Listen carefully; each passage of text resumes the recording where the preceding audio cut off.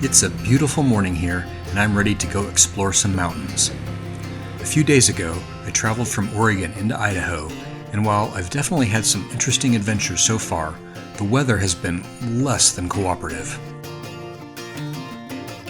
I've had to improvise a bit, waiting for the clouds to clear in the mountains, but made some fun discoveries along the way.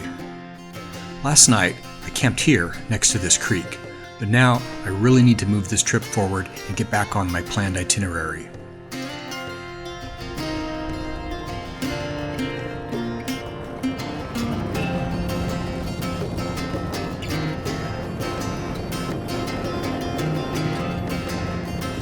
This is by far the most promising weather I've seen all week.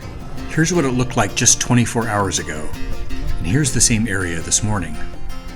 24 hours ago, in that same view this morning. And where I'm headed today, it looked like this yesterday, and while there are still some lingering clouds, overall it's looking much better. Let's get up in there.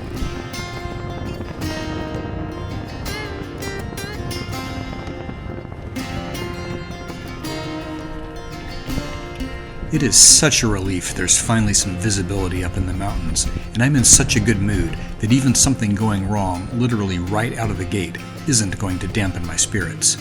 Turns out the route I planned is an ATV-only trail, but that's okay, I'll find another way up.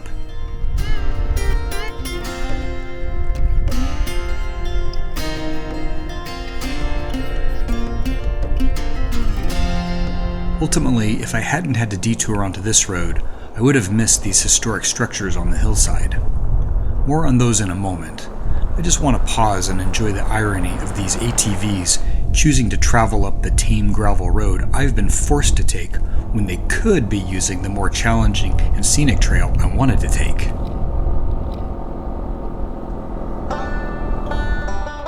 These are support towers for an aerial tramway constructed in 1917, but this was not for moving people up the mountain. The suspended gondolas riding these cables instead hauled ore down the mountain from the numerous mines scattered further uphill. For half a century, numerous minerals were extracted from the mountains above me, including gold, silver, lead, and zinc, but the primary payload descending from these hills was ore rich in copper.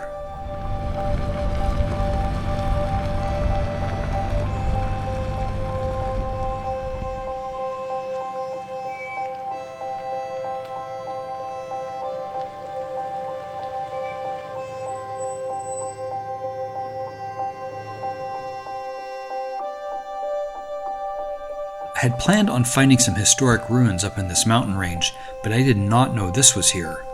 This expansive site with multiple buildings is a pleasant surprise for sure.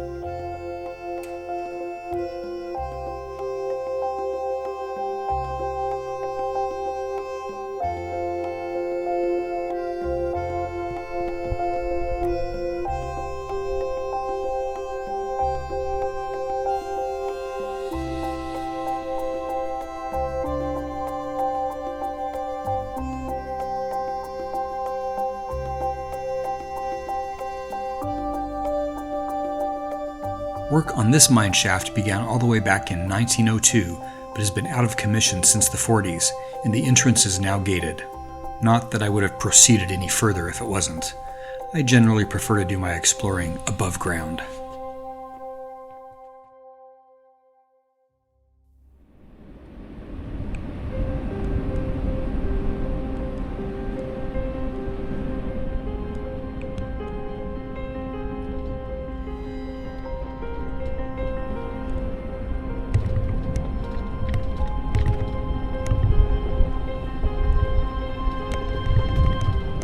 Moving further up into these mountains, I'm occasionally catching tantalizing glimpses of the impressive mountain range across the valley from me.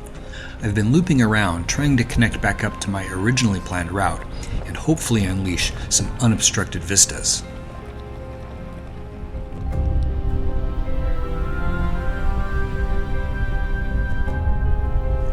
I've been worried I'm going to run back into another ATV only sign, but it's all good up here, and this magnificent panorama was worth the extra work for sure.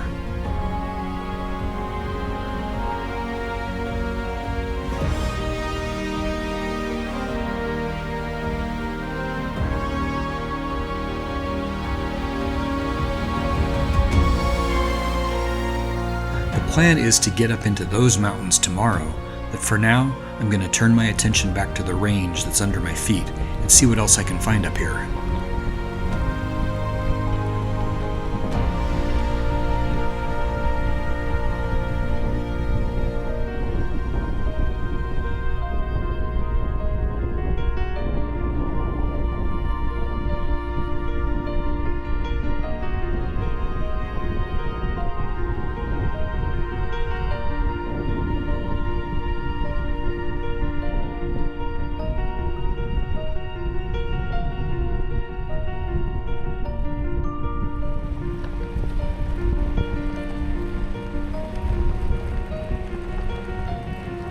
I'll be honest, I've never been a fan of narrow trails cut into steep hillsides like this. It definitely provokes some anxiety, but wow, what an incredible view from up here.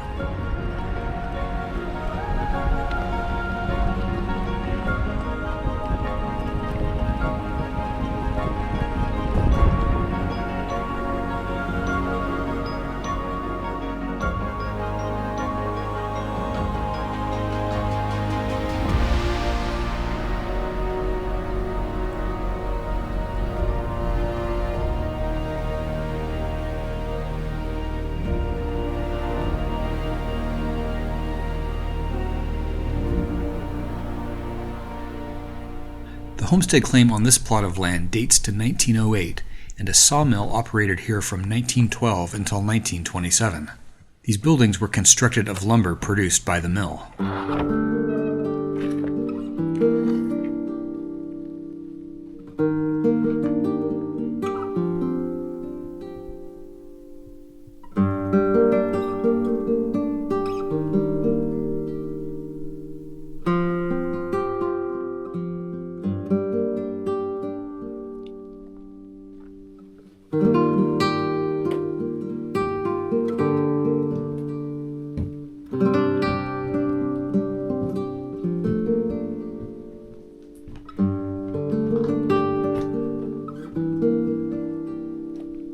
The family did eventually engage in mining activity, and wandering down the hillside a bit, I found what looks to be some sort of sluice contraption that water would have flowed through.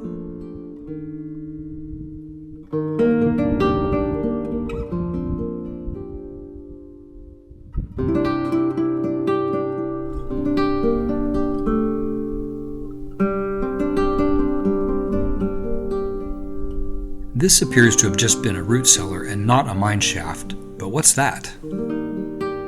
At first I thought maybe this was a mine shaft heading into the side of the hill there, but then I realized no, it's just there's like a floor and a bench and... oh. Yeah, that's not the hole in the ground I was expecting.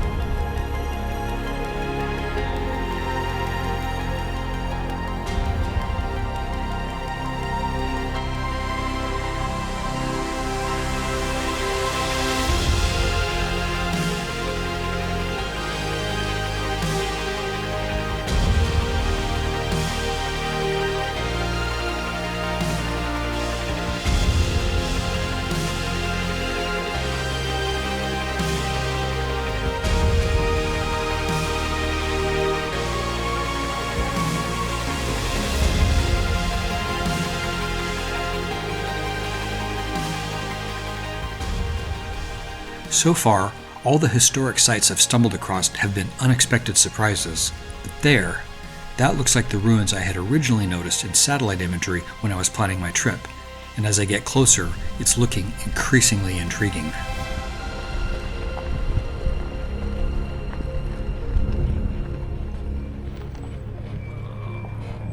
Oh, come on.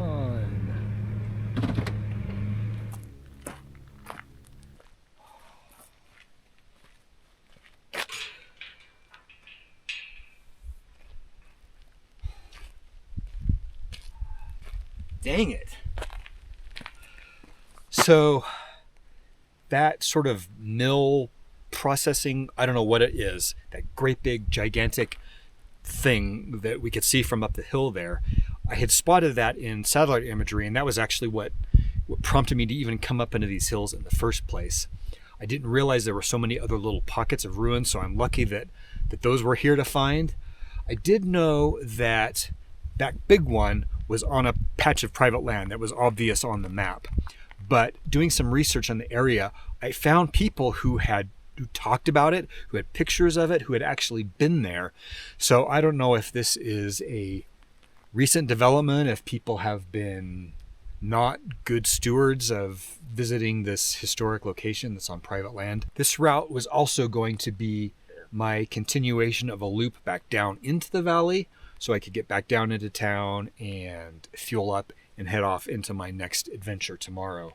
And I was thinking I would just find some place to camp up in there. But since I can't continue on this road, and I did find a lot of cool stuff that I didn't expect to find, and these views up here, these drives were even better than I expected, what I may do is actually just go back down, fuel up, and head off towards what was going to be tomorrow's adventure, because that was going to be a 2-day adventure, and I'm running a day behind at the moment because of the weather and taking an extra day yesterday.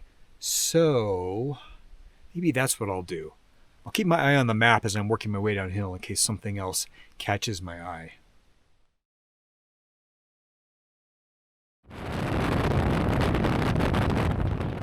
Well, I am back off the highway, and it is glorious. These mountains already were impressive when I was looking at them from next range over across the valley, but as I approach them here, it is mind-blowing. They're so huge, and they're tall enough to have still quite a bit of snow in September, at least on sort of the north-facing slopes of the tallest peaks. I mean, I have to like literally duck my head down to see up to the top of these mountains.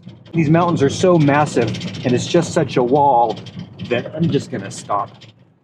These mountains are so massive, and it's just such a wall of earth that there's just very few places where roads go through. I found a spot sort of at the south end of the range, and I found a spot sort of at the north end of the range. Between those two spots, there is no way to get across these mountains. It is 5:30. I'm going to poke a little ways up in here and probably just try and find a place to camp sooner than later so that I can start tomorrow fresh with this new leg of the trip. As I make my way up into the next mountain range, it's just getting more and more spectacular. The 5th and final installment in this series is coming soon with some of the most breathtaking scenery I've ever encountered. Be sure you're subscribed so you don't miss an episode, and thank you for watching.